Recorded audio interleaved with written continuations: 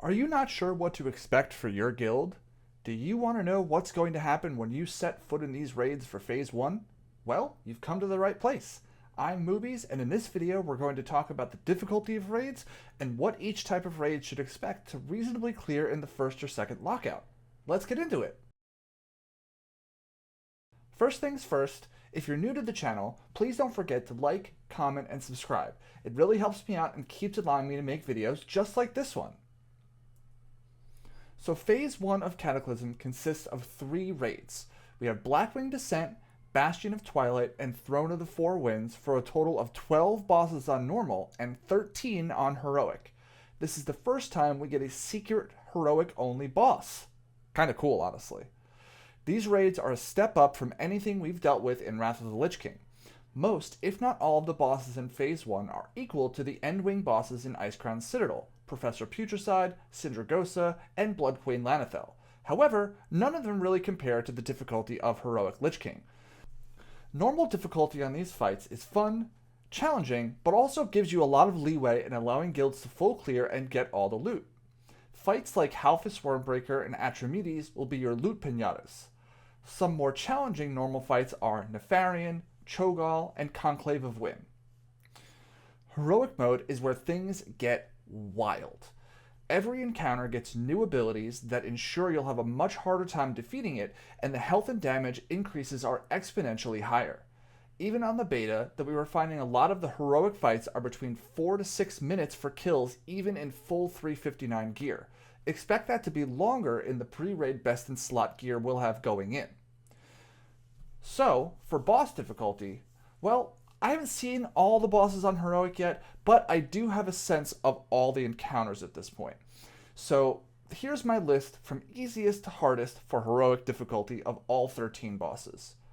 Atramedes being the easiest, Halphus Wormbreaker being the second easiest, Chimeron, then Valiona and Thoralion, or as we like to call them, the Double Dragons, Omnotron Defense System, then Magmaw, then Maloriak, then Ascendant Council, then Conclave of Wind. I do feel like those two could be interchangeable.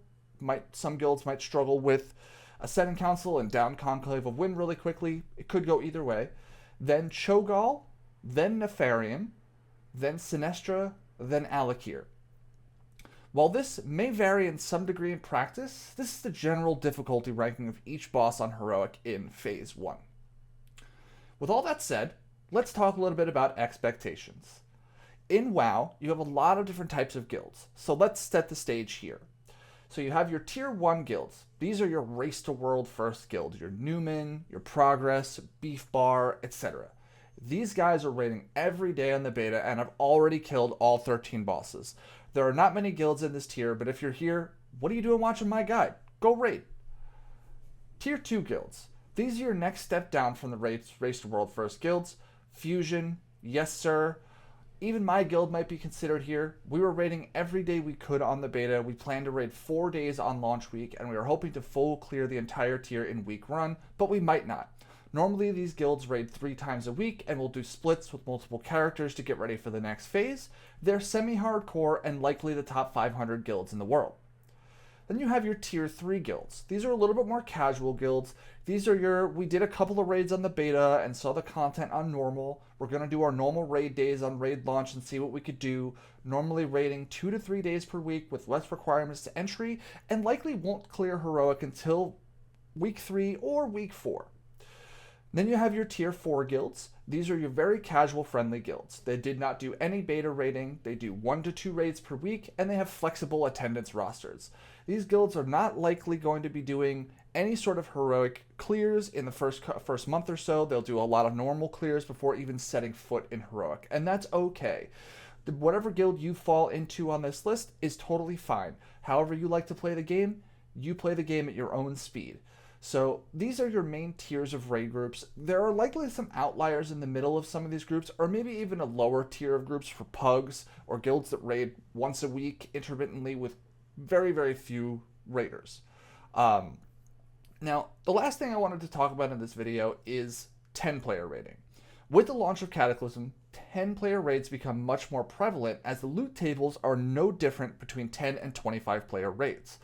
While the difficulty list I provided earlier in this video is for 25 players, 10 players shifts that up a bit.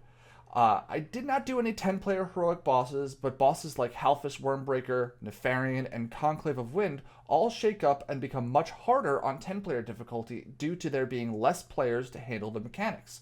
The mechanics don't change between 10 and 25 player, so you'll need to deal with everything that a 25 player raid would. So, with that said, I wish everyone the best of luck in this upcoming raid lockout and get that loot. Next up, boss guides. Thanks so much for watching. See you next time.